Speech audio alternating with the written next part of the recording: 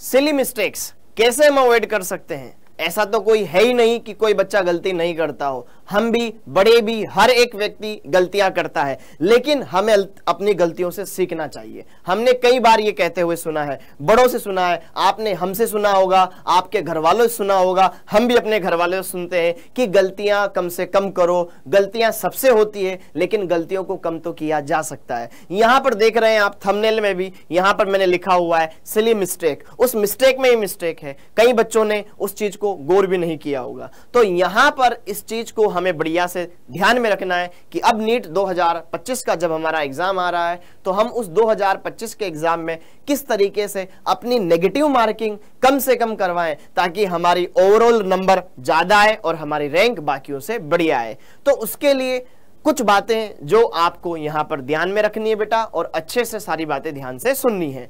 तो सबसे पहली बात तो प्यारे बच्चों, आपने कई सारे टॉपर्स के इंटरव्यू देखे होंगे, कई सारे टॉपर्स के इंटरव्यू देखे होंगे। तो उन टॉपर्स के इंटरव्यू में वो एक बात ये जरूर बोलते हैं कि कैसे मैंने अपनी कमियों को दूर किया। आपने कई बार देखा होगा कि हम ऐसा करते थे, हम वैसा करते थे, तो क्या हमने उनसे सीखा?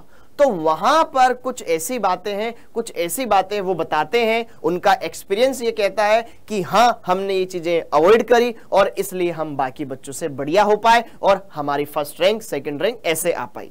तो यहां पर उनके लिए कुछ की पॉइंट्स थे जो वो फॉलो करते थे, और मैं चाहता हूं वही आप फॉलो करें ताकि आप भी अपना बेस्ट दे सके। तो एक बार कमेंट में मुझे ये जरूर बताइएगा, यस सर मैं ये ट्रिक फॉलो करूंगा और इन चीजों को नीट के एग्जाम में जाने से पहले बढ़िया अच्छे तरीके से समझूंगा और इनको अप्लाई करूंगा।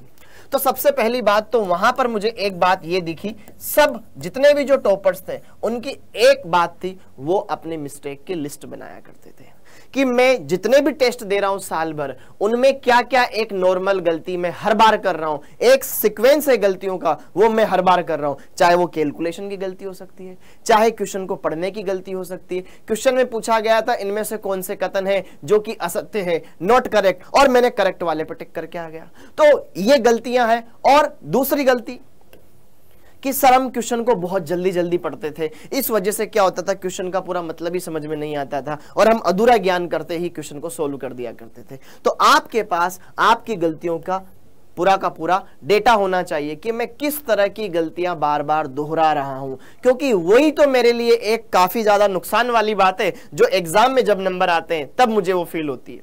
और एक और गलती यहां पर हम करते हैं, अगर कोई क्वेश्चन हमने साल भर में देखा है जो हमें नहीं आता, हम उसका तुक्का मार देते हैं, और जब अगर वो तुक्का वाला आंसर सही हो गया तो हम ये नहीं देखते कि यार ये मुझे नहीं आता था।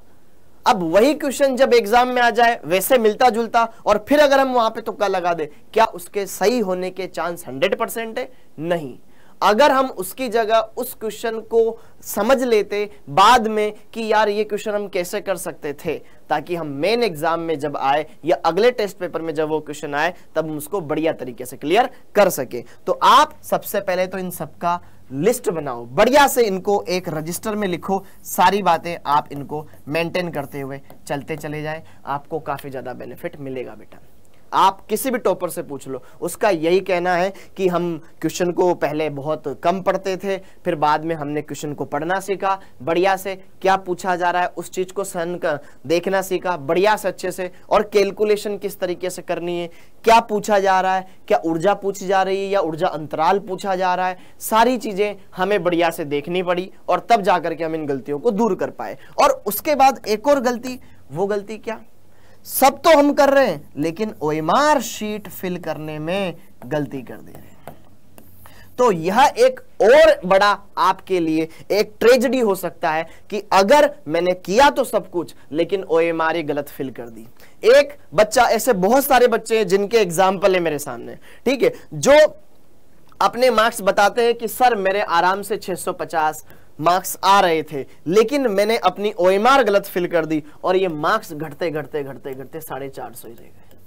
क्यों? क्योंकि एक गोला आपने मिस कर दिया तो आपका मेडिकल कॉलेज मिस हो जाएगा। तो वही उसके साथ हुआ। तो क्यों? क्योंकि यार उसने एक गोला गलत भर दिया तो सीक्वेंस से सारे गोले गलत हो गए ना, क्योंकि वो तो सीक्वेंस से भरता जा रहा था, पहले पेपर कर लिया उसने सोल्व, अब गोले लगाने की बारी है। तो ये मिस्टेक आप ना करें, ऐसी गलती करनी ही नहीं है, इसकी तो कोई मतलब माफी ही नहीं है भाई। तो आप जब भी कोई क्वेश्चन कर रहे हैं, जैसे कि 1 2 3 4 5, आप बहुत सारे बच्चे ऐसे होते हैं कि पूरे के पूरे 180 क्वेश्चन साथ में करते हैं, ठीक है, कि फिर लास्ट में अपन OMR भरेंगे। आप करिए, लेकिन एक तरीका, छोटा तरीका जो कि आपकी गलती को अवॉइड करेगा, वो क्या है, जैसे ही आप 4 बबल देखेंगे उसमें से छोटा सा बबल लगा दे, जो कि आपका सही ऑप्शन है। फिर अगले क्वेश्चन में छोटा सा बबल लगा दे साथ के साथ, फिर अगले क्वेश्चन में छोटा सा बबल लगा दे, फिर जो भी ऑप्शन है उसमें बबल लगा दे। फिर जब लास्ट में भरे तो आपको पता है ना, इस पे ये गोला किया था, फिर इसमें ये गोला किया था, इसको ये गोला किया था, ताकि आप अपनी गलतियों को न के बराबर वहां पर दोहराएं। क्योंकि हम जो कर रहे हैं एक हमारी आदत बन जाती है, और वो आदत हमारे लिए नुकसान कारक हो सकती है।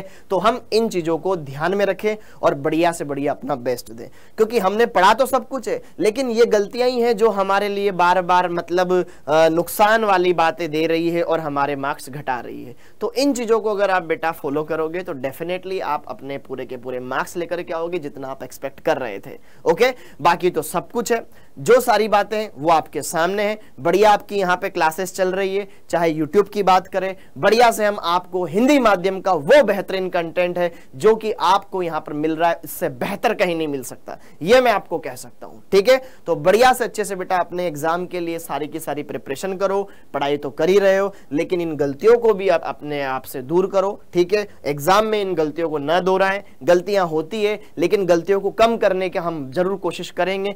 टाइम मैनेजमेंट, एक और बात मैं इसमें इंपॉर्टेंट ऐड करना चाहूंगा, वो है टाइम मैनेजमेंट। ठीक है, टाइम मैनेजमेंट, हाँ जी, तो आप टाइम मैनेज भी अच्छे तरीके से करें ताकि एग्जाम में आपका पूरा का पूरा अटेम्प्ट हो पेपर अच्छे से। कोई भी चीजें आप ये ना करें कि मैं तो सारे के सारे क्वेश्चन पहले बायोलॉजी का लगाऊंगा, फिर केमिस्ट्री का लगाऊंगा, फिर फिजिक्स का लगाऊंगा। नहीं, पहले इजी सारे पोर्शन के, फिर मीडियम लेवल के, फिर हार्ड लेवल के, ताकि आप 3 घंटे में मैक्सिमम से मैक्सिमम क्वेश्चंस कर सके। इस बात का ध्यान रखें। क्लियर है ना? तो आप सब इन बातों को फॉलो कीजिएगा और मुझे उम्मीद है आप इन बातों को फॉलो करेंगे। नीचे कमेंट में प्यार भरा अपना सारी बातें आप बताइएगा और ये बात जरूर बताइएगा, यस सर मैं इन चीजों को फॉलो करूंगा। थैंक यू बच्चों, थैंक यू। जय हिंद।